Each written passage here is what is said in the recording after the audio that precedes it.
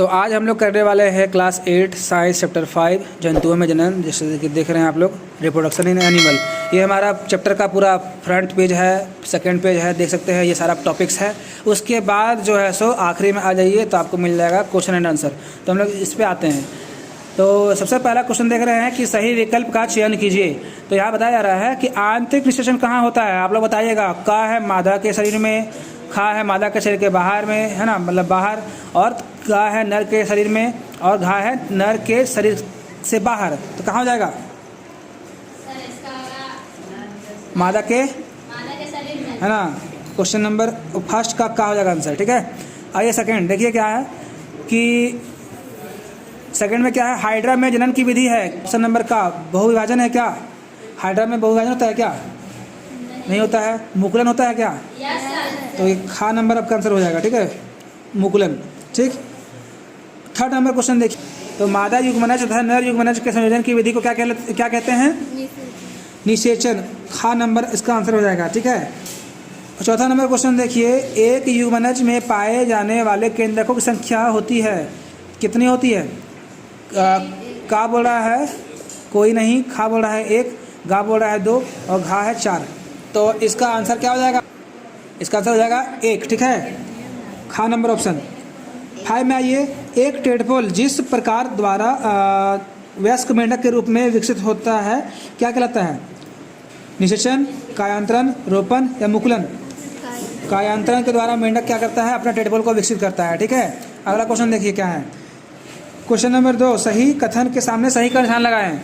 बताइए। Question number first, शुक्राणु विरसन कोशिका में परिपक्व होते हैं। तो ये क्या है? सही है ना, सत्य। दूसरा नंबर क्वेश्चन क्या है? मेंढक में बाह्य निषेचन होता है। तो सही है ना, ये बाहरी होता है। अमीबा मुकुलन द्वारा जन्म करता है क्या? तो क्रॉस हो जाएगा। नहीं, ये कौन करता है? मुकुलन करता है हाइड्रा। अमीबा तो करता है द्विखंडन। यहाँ पे इसीलिए आंसर गलती हो गया। अब अगला क्वेश्चन क्या है कि निषेचन के परिणाम स्वरूप युग्मनज बनता है। तो ये सही है ना। अब भ्रूण एक एकल कोशिका का बना होता है। तो नहीं, इसमें भ्रूण में क्या होते हैं? स्त्री और पुरुष दोनों के, है ना, बोल सकते हैं कि गुणसूत्र पाए जाते हैं। और तो ये एक कोशिका कहाँ से हो जाएगा? चलते हैं क्वेश्चन नंबर 3। रिक्त स्थानों की पूर्ति कीजिए। जंतुओं के नर युग्मक क्या कहलाते हैं? तो शुक्राणु। ठीक है। क्वेश्चन नंबर 2 देखिए। नर युग्मक तथा मादा युग्मक के संलयन से क्या बनता है? तो युग्मनज। थर्ड क्वेश्चन देखिए। युग्मनज विकसित होकर भ्रूण का निर्माण होता है। ठीक है। चौथा क्या है? टेडपोल का मेंढक में रूपांतरित होना क्या कहलाता है? कायांतरण। इसको याद कीजिए, एग्जाम में आता है। और मनुष्यों में कौन सा निषेचन होता है? आंतरिक, है ना। इसी तरह से हमारा क्वेश्चन जो आगे का है इसको हम लोग देखते हैं इस प्रकार। तो चलिए आ गए हैं क्वेश्चन नंबर 4 की ओर। देख रहे हैं जैसा कि क्वेश्चन नंबर 4 क्या कह रहा है।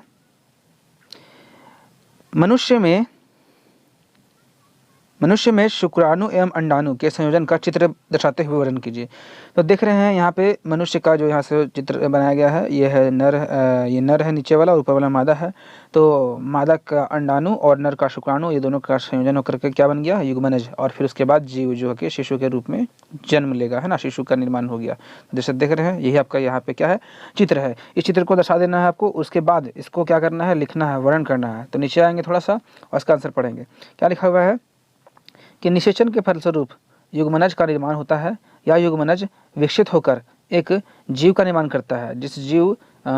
एक जीव के निर्माण में अंडाणु तथा शुक्राणु मिलते हैं। इसलिए बच्चे में कुल लक्षण माँ के तथा कुछ पिता के वंशानुगत प्राप्त होता है। जैसा कि देख रहे हैं कि अंडाणु और शुक्राणु के संलयन से युग्मनज बनता है। उसके बाद जो निर्माण होता है वो शिशु का निर्माण होता है। और शिशु में, है ना, आधे माता का और आधे पिता का, आप बोल सकते हैं कुछ कुछ हिस्सा माता का, कुछ कुछ हिस्सा पिता का, जो है सो इसमें लक्षण के रूप में देखने को मिलता है। ठीक है। तो यही आपका यहाँ पे आंसर हो जाएगा। क्वेश्चन नंबर आपका ये 4 का उत्तर था। इसको बढ़िया से देख ले। चलते हैं क्वेश्चन नंबर 5 की ओर। तो चलिए देखते हैं क्वेश्चन नंबर 5 क्या है। क्वेश्चन नंबर 5 देख रहे हैं दोस्तों। क्वेश्चन नंबर 5 में क्या बता रहा है कि सजीवों में जनन क्यों महत्वपूर्ण है, समझाइए। दोस्तों सजीवों में जनन इसलिए महत्वपूर्ण है ना दोस्तों, क्योंकि अगर जनन नहीं हो पाया, अगर मान लीजिए कि जीव अपना जनन नहीं करते हैं, तो इनका जो है सो पीढ़ी जो है सो आगे जानने को नहीं मिलेगा, आगे उनका वंश का पता नहीं लग पाएगा। इसलिए यहाँ पे लिखा हुआ है कि सजीवों में जनन महत्वपूर्ण है, क्योंकि जनन से सजीवों के वंश सजीवों के वंश में वृद्धि होती है, मतलब उनके आने वाले वंशज मतलब जाने जाते हैं, तथा नामो निशान इस सृष्टि में बना रहता है। सबसे बड़ा इसका आंसर हो जाएगा नामो निशान बना रहना, सृष्टि में बना रहता है, इसलिए ये जरूरी है, इसलिए इसको आप लोग लिख लीजिएगा। चलते हैं क्वेश्चन नंबर 6 की ओर। क्वेश्चन नंबर 6 देख रहे हैं, क्या है कि प्रश्न 6 कहता है कि आंतरिक निषेचन एवं बाह्य निषेचन में भेद कीजिए, यानी अंतर बताना है। तो आंतरिक निषेचन दोस्तों देखिए क्या है, वह निषेचन जिसमें अंडाणु तथा शुक्राणु का संलयन मादा के शरीर के मादा के शरीर के अंदर होता है, ठीक है, आंतरिक निषेचन कहलाता है। ठीक है दोस्तों, अगर जिस निषेचन में शुक्राणु का संलयन अंडाणु से मादा के शरीर के अंदर हो तो वो आंतरिक निषेचन कहलाएगा। अंदर बोले तो आंतरिक। अब आते हैं जैसे इसमें कौन कौन से आ जाएंगे जीव, मनुष्य आ जाएंगे, गाय आ जाएगी, कुत्ते आ जाएंगे, मुर्गी आ जाएगी। ठीक है, अब आते हैं बाह्य निषेचन में। देख रहे हैं कि बाह्य निषेचन में क्या है, बाह्य निषेचन में बताया जा रहा है कि वह निषेचन की क्रिया मादा जंतु के शरीर के बाहर होती है। इन जंतुओं में निषेचन जल में होता है, ऐसा निषेचन बाह्य निषेचन कहलाता है। यानी कि समझ लीजिए कि जो जलीय प्राणी होते हैं उनमें बाह्य निषेचन होता है। इनमें जो है सो नर का जो शुक्राणु है वो अंडाणु के साथ जो है सो मिलकर मादा के शरीर के अंदर निषेचन नहीं होता है, वो अंदर संलयन नहीं करता है, वो क्या होता है शरीर के बाहर ही होता है, इसलिए इसको बाह्य निषेचन कहते हैं। ठीक है, इसका आंसर आप लोग लिख लीजिए। चलते हैं क्वेश्चन नंबर 7 की ओर। तो क्वेश्चन नंबर 7 देख पा रहे हैं कि क्या है, अलैंगिक जनन क्या है। तो अलैंगिक जनन इस प्रकार के जनन में किसी दूसरे जीव की सहायता के बिना स्वयं संतति उत्पन्न होती है, अलैंगिक जनन कहलाता है। हाइड्रा जीव में मुकुलन तथा अमीबा में द्विखंडन। अलैंगिक जनन में क्या होता है दोस्तों कि एक जीव दूसरे जीव के संपर्क में आए बिना ही अपने संतान को उत्पन्न करेंगे। जैसे कि आप देख पाए थे कि एक अमीबा होता है, अमीबा क्या होता है कि एक बीच से कट जाते हैं, है ना, यानी कि बोल सकते हैं 2 भाग में बढ़ जाते हैं, तो ये क्या हो गया द्विखंडन। ठीक है, और एक हाइड्रा कहते हैं कि हाइड्रा में क्या होता है कि साइड से एक पौधा उत्पन्न हो जाता है। तो इनमें क्या होता है कि दूसरे जीव जो है सो संपर्क में नहीं आते हैं, ये अपने आप क्या करते हैं, अपने संतति को पैदा करते हैं।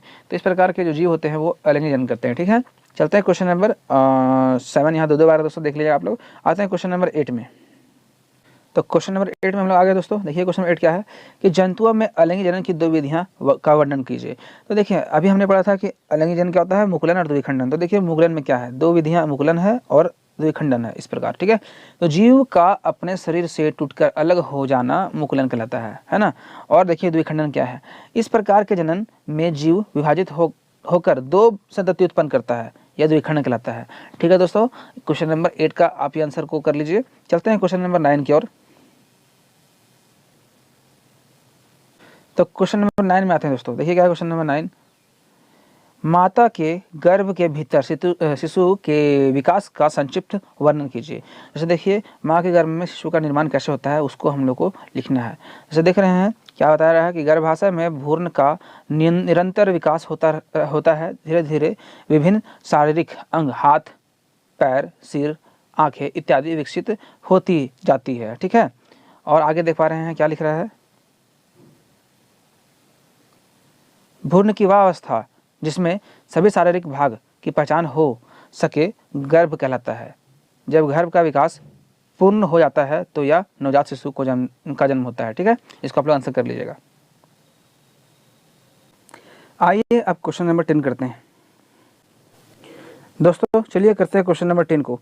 क्वेश्चन नंबर 10 देख रहे हैं कि क्या लिख रहा है कि 2 जंतु हैं जिसमें पहले में बाह्य निषेचन होता है और दूसरा में क्या होता है आंतरिक निषेचन। तो देख रहे हैं कि पहला अंडा देता है और दूसरा शीघ्र ही शिशु को जन्म देता है। देख रहे हैं पहला अंडा देता है और दूसरा क्या करता है, शिशु को जन्म देता है। याद रखिएगा कि जो अंडा देता है उसको क्या बोलते हैं, अंडप्रजक। ठीक है, तो उसी से क्वेश्चन कर रहा है का नंबर। तो उत्तर दीजिए, क्या बोल रहा है क्वेश्चन नंबर का कि पहले जंतु को किस प्रकार का जंतु कहा जाएगा। देखिए जो पहला जंतु क्या करा दे रहा है अंडा, तो जो अंडा दे रहा है दोस्तों, हम लोगों ने पढ़ा था कि जो अंडे देते हैं डायरेक्टली उसको क्या बोलते हैं, अंडप्रजक। ठीक है, तो पहले वाले क्या हो जाएंगे, अंडप्रजक। इसको आप काट लीजिएगा, यहाँ लीजिएगा अंडप्रजक। ठीक है, आपका क्वेश्चन नंबर का आंसर। ठीक है, दूसरा देखिए क्या है कि खा नंबर क्वेश्चन क्या है कि पहले जंतु के 2 उदाहरण दीजिए। जो देखिए जो अंडे देते हैं क्या है, वो एक मेंढक हो जाएंगे, एक मछली हो जाएगा। ठीक है, नंबर गाँव में क्या है कि दूसरे जंतु को किस प्रकार का जंतु कहा जाएगा। दूसरा जंतु जैसे देखिए जो क्या दूसरा क्या करता है, शीघ्र ही शिशु को जन्म देता है। यानी कि बच्चा जन्म देगा, है ना, वो क्या कहलाएगा, आंतरिक निषेचन करने वाले, यानी कि जरायुज जिसको बोलते हैं, ठीक है, वो क्या कहलाएगा, ये जरायुज, ठीक है, जरायुज लिखिएगा आप लोग, जो बच्चे का मतलब जो जन्म करते हैं, है ना, जो शिशु को जन्म देते हैं, ठीक, इसको आप काट लीजिएगा, ठीक। आपका जो आंसर सारा इसमें से कंप्लीट हो चुका है। आप लोग को वीडियो अच्छा लगा हो तो वीडियो को लाइक कर दें और वीडियो को शेयर कर दें अपने दोस्तों में, और बने रहें हमारे चैनल के साथ, क्योंकि हम यहाँ लाते हैं आपके लिए सारे सॉल्यूशंस। Thank you guys.